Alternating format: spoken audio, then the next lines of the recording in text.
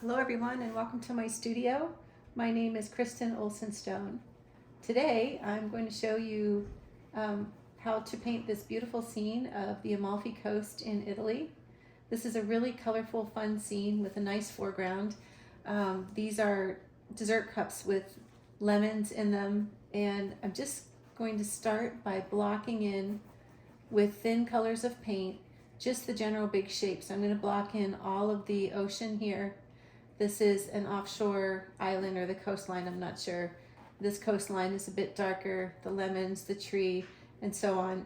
And so I'm not going to film this 100% of the time, but I'm going to go through the steps I take and show you some of my painting process so you can follow along.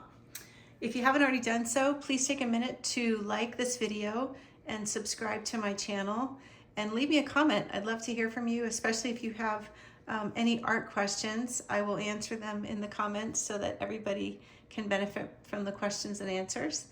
And thanks so much for watching. So the color that I'm using to block in the ocean is King's Blue and a little bit of titanium white and also a little bit of permanent red violet. And I'm going to adjust the blue color to be darker at the horizon, lighter at the foreground, and also put some turquoise where it's shallower and close to the rocks. And I'm using a silver brush, 3/4 inch angle brush, which are my favorite brushes for blocking in the big shapes. So I'm painting with water mixable oils, but I rarely ever mix water with them. I just enjoy working with them because they're not quite as sticky as traditional oils. And if I ever get any on my clothing, it's a lot easier to wash them off. They are easier to travel with, and I don't need any fumes in my studio, which would emanate from having a can of paint thinner. So I just use these synthetic bristle brushes, and I love these paints. So these are Rembrandt Cobra water mixable oil paints.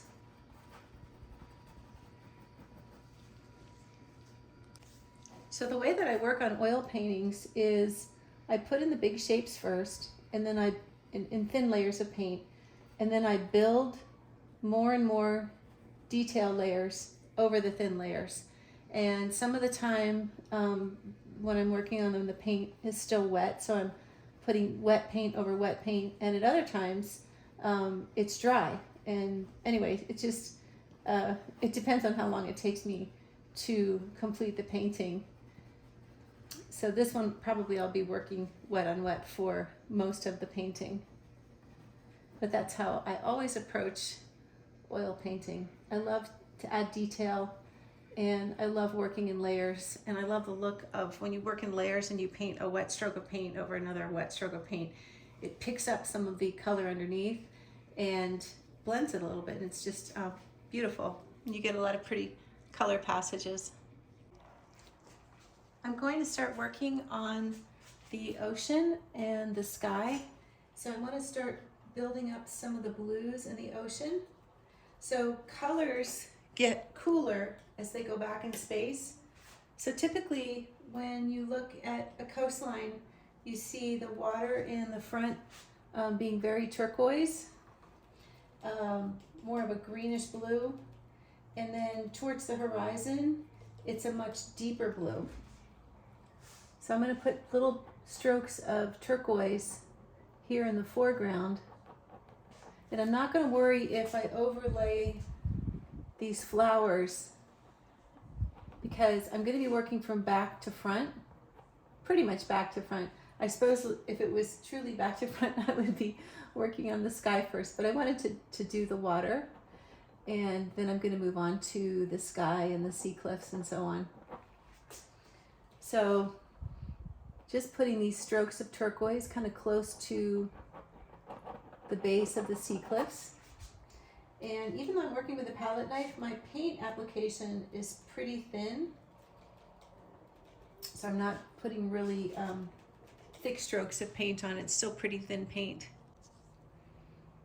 One of the things that is so pretty about this reference photo is the colors are so beautiful. I love the combination of yellows and blues. So you can see how my watercolor is getting to be a deeper blue as it goes back to the horizon. And I guess deeper blue is probably not the right way to talk about it. It's a blue that on the color wheel moves more in the direction of violet, and this blue is more of a greenish blue, so it moves more in the direction of green. And you're probably wondering why I'm making downward strokes. I'm going to make a combination of downward strokes and sideways strokes, but I usually do the downward strokes first, and then I pull other colors across. So this is an interesting way to create texture, and an interesting way to layer paint. I always want my paintings to be interesting from a close distance, and then interesting from far away.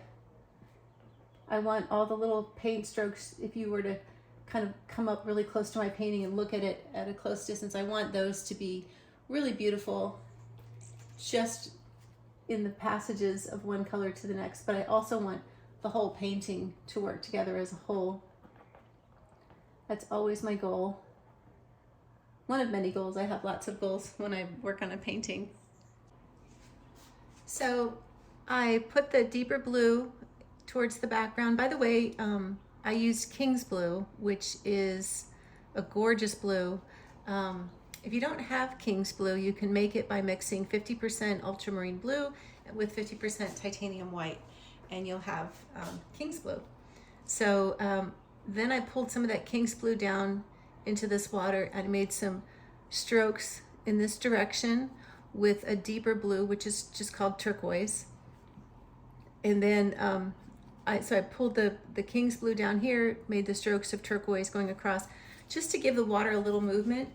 Whenever you paint a seascape, you don't want the water to be as tranquil as a lake. You want it to have movement, and so it needs horizontal and vertical movement. Then I painted the offshore coastline or offshore island, this pretty violet pink, and I just smeared the horizon because edges get softer as they go back in space, and so I want the edge between the horizon of the ocean and the mountain to be soft. It isn't necessarily always going to look that way if you're painting on location or taking pictures, but it does help your painting work, and it helps to create the illusion of depth. The sky above the island or offshore coastline, I want it to be not a blue sky, but I want it to be a very light tinted white, and I want there to be just the most subtle hint of red in the white.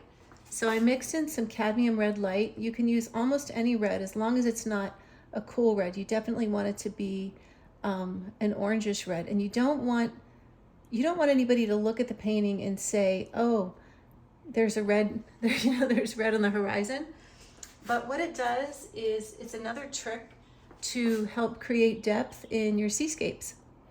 And a lot of the landscape painters around the turn of the century used to use this trick, put a little bit of red at the horizon. And this is for daytime paintings, not for sunsets or anything like that, but just that little hint of red really helps give the painting depth. So I'm putting it in just at the bottom of the sky, where the sky meets the top of this island, and now I'm going to blend the two edges. And I don't want my blending strokes to be too choppy, so I'm going to go like this: 1 lift, and 2 here, and 3 like that. I don't want them to be too fussy. I guess fussy is the right word. And now I'm going to get some blue paint, and I'm going to bring this, I got a little green there accidentally, but I want to bring this tinted white color and blend it into a sky that gradually gets bluer and bluer as it goes higher up into the sky. So I've been blending the sky and working towards that deeper blue, and I'm going to blend some more where the island meets the sky. But I wanted to say one more thing. Another thing that I always strive for to make my paintings interesting and to make them work visually is color separation. So I want to make sure that the blue that's in the sky, that's behind all these green leaves, which I have yet to paint, is going to be a blue that goes towards violet on the color wheel, because if it's a blue that's a greenish blue and then I have green leaves painted over the greenish blue, my painting won't work because the foreground lemon tree won't separate very well from the sky. Visually, it'll just sort of bleed into the sky. And so I'm always thinking about color separation. And when I'm making color decisions for different parts of my painting, and when I'm thinking about making my painting work and giving it depth. So I'm working on some clouds now, and I want the clouds to have a little bit of depth. So I've mixed up a violet gray with cobalt blue, quinacridone rose, titanium white, and a tiny bit of the tinted white that I used above the offshore coastline down at the bottom here. And I'm just kind of putting it in the bottom center of each cloud.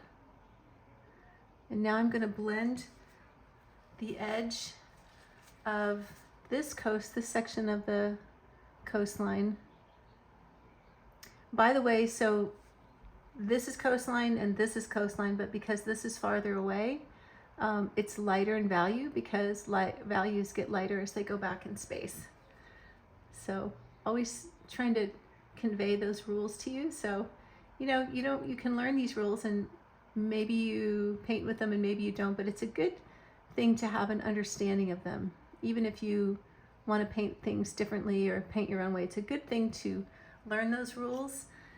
And then later, if you want to chuck them out the window, you can chuck them out the window and paint your own way, but I just think it's helpful to know them. I'm adding a little more ultramarine blue to the base of this cliff, and I'm going to give it what I call a little foot. Even though it doesn't have one in the picture, I just wanted to have like a little part that sticks out there at the bottom. It just usually makes it look more stable and more like a believable sea cliff, if that makes sense. So now I'm going to work on the lemons and the lemon tree, and I'm using a combination of primary yellow and also cadmium yellow medium. And I just want to put this basic yellow color down on all of them without going too close to the edges, because in order to make them look round, I need to add some cadmium orange, grayed down with a little bit of quinacridone rose and cobalt blue to make a shadow color and make them look three-dimensional. So I'm going to do the lemons first, and then I'm going to do the leaves. And I painted this section of coastline with a mixture of permanent green, ultramarine blue, and then I also used some titanium white and primary yellow and mixed it with that to give a lighter green color. And this isn't quite finished, but I did want to give it some variation of greens and blues. And then I added some warm white mixed with a little more red to this to this section of the sea cliff. So now I'm using permanent green deep and also a color called yellowish green, and I'm starting to put in the leaves of the lemon tree. And because they are sort of at the top and framing this whole scene, I'm not going to make them too realistic. So but I do want to have that feeling of looking out at the view underneath the shade of this beautiful lemon tree.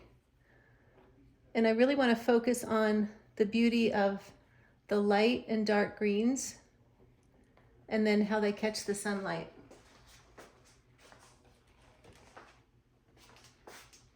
So I also blocked in the trunk of the tree with burnt sienna, and then I put some dark green and blue right here just to show some foliage in shadow. So I'm just going to continue with that, kind of filling in this space. You can see I'm making strokes that are kind of, sorry about that, it's my dogs.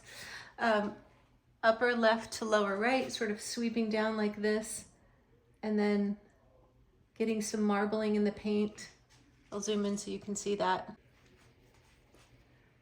This is where the marbling is. And that marbling just means you've got a couple of colors mixing together on the canvas. So they're not fully mixed on your palette, but they're sort of smoothed out together so that the colors run together and you get a little bit of a streaky effect. That's called marbling. So this is the conclusion of part 1 of this video series of how to paint this scene. And I will be back tomorrow with part 2. So that's the conclusion of part 1. And I'm going to finish these leaves up now. And tomorrow will be part 2. And I'll show you how to depict all of the buildings that are stacked up on this hillside here, and how to give the illusion of light and shadow and subtle color changes and lots of little windows with a palette knife. And I'll also show how to paint the dome of this church tower here. So more to look forward to tomorrow. Thanks for watching. Please like this video, subscribe to my channel, and definitely pop a question into the comments. I'd love to hear from you and answer your questions publicly so everybody can benefit from learning a little more about painting.